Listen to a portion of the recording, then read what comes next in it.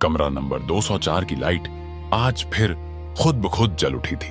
सूना सा होटल, लंबा गलियारा और उस कमरे के दरवाजे के नीचे से फैलती पीली रोशनी, मानो किसी ने अभी अभी अंदर कदम रखा हो। रवि, जो पिछले 3 दिनों से इसी होटल में रुका हुआ था, दूर खड़ा ये सब देख रहा था। दिल की धड़कन तेज थी, क्योंकि उसे अच्छी तरह याद था 204 पिछले 7 महीनों से बंद पड़ा है। वहां कोई नहीं रहता, फिर भी हर रात कोई जागता है। कुछ पल बाद कमरे के भीतर से हल्की सी खुर्र खुर्र जैसी आवाज आई, जैसे कोई बिस्तर पर करवटें बदल रहा हो। रवि का गला सूख गया। उसे समझ नहीं आ रहा था कि ये आवाजें असली थीं या उसके डर का खेल, लेकिन उसकी आंखें साफ देख रही थीं। पीली रोशनी हिलडुल रही थी, मानो कमरे में कोई घूम रहा हो। 4 दिन पहले जब रवि पहली बार इस होटल में आया था, तब उसे किसी बात का अंदाजा नहीं था। उसे एक सस्ता और शांत कमरा चाहिए था, ताकि वह अपने ऑफिस के प्रोजेक्ट पर ध्यान दे सके।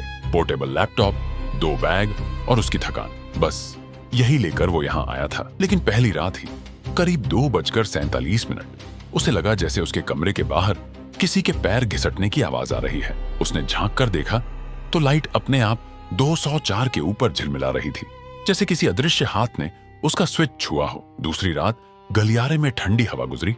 रवि को लगा जैसे कोई उसके ठीक पीछे खड़ा है। उसने मुड़कर देखा, कोई नहीं, मगर उसी पल 204 का हैंडल थोड़ा सा हिल गया, जैसे कोई अंदर से दरवाजा हल्का सा धक्का दे रहा हो। आज तीसरी रात मामला और गहरा हो गया था। रोशनी के साथ अब आवाजें भी आ रही थीं, धीमी भारी सांसें और लकड़ी के फर्श पर हल्की चालें। रवि धीरे धीरे आगे बढ़ा। डर और जिज्ञासा दोनों उसे खींच रहे थे। 204 के पास पहुंचकर उसने देखा कि दरवाजे पर जंग लगा ताला आज खुला हुआ था। ताले का हुक खुद ब खुद लटक रहा था, मानो उसे किसी ने अभी खोला हो। कमरा भीतर से पूरी तरह खाली था, कहीं कोई नहीं, बस बिस्तर की चादर पर गहरा गड्ढा बना हुआ था, मानो कोई भारी शरीर अभी अभी वहां से उठा हो। रवि का दिल रुक सा गया। वह धीरे धीरे पीछे हटने लगा, लेकिन तभी कमरे के कोने से एक हल्की टिक टिक टिक की आवाज गूंजी, जैसे दीवार से कोई उंगली से थपथपा रहा हो। रवि की नजर उस कोने पर गई और उसे वहां एक चीज नजर आई। दीवार पर पेन से लिखा एक ताजा वाक्य, मुझे जगाने कौन आया।